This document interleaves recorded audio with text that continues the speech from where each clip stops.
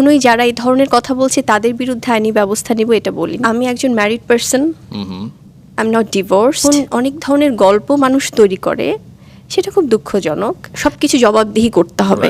দর্শকেরা তারা হয়তো বা আমার কোনো সিনেমা দেখছে, সেটা নিয়ে কথা বলছে, গঠনমূলক আলোচনা করছে। আমাদের কোনো ব্যক্তি বিষয়ে আমরা কখন বলবো বা বলবো না। একটি ইন্টারভিউতে যখন গুঞ্জন নিয়ে প্রশ্ন করা হলো আপনি কি প্রেগনেন্ট, তখন টলিউডের জনপ্রিয় অভিনেত্রী শবনম বুবলি খুব শান্ত কিন্তু দৃঢ়ভাবে জবাব দিলেন। তিনি বললেন, সব কিছুর জবাব কেন আমাকে অডিয়েন্সের কাছে দিতে হবে? দর্শকরা আমার সিনেমা নিয়ে কথা বলবে, আমার কাজ নিয়ে আলোচনা করবেন, কিন্তু আমার ব্যক্তিগত জীবন নিয়ে কেন কথা বলবেন? আর আমি কেন সেটা ব্যাখ্যা করব? আমারও তো একটি ব্যক্তিগত জীবন আছে। তো দর্শক বন্ধুরা, এই কথার ভিতরে একটি বড় বার্তা লুকিয়ে আছে।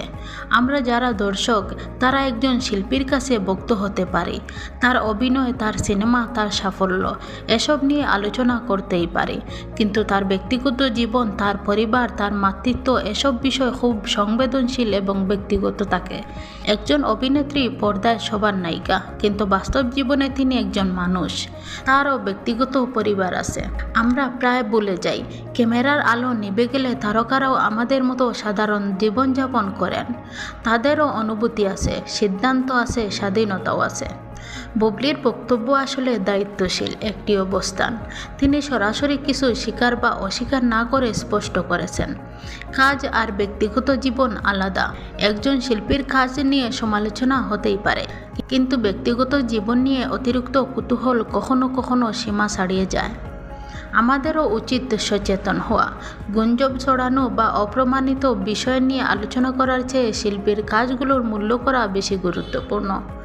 এতে যেমন একজন তারকা সম্মান পান, তেমনি আমাদের সমাজেরও আরও পরিপক্ক হয়ে ওঠে।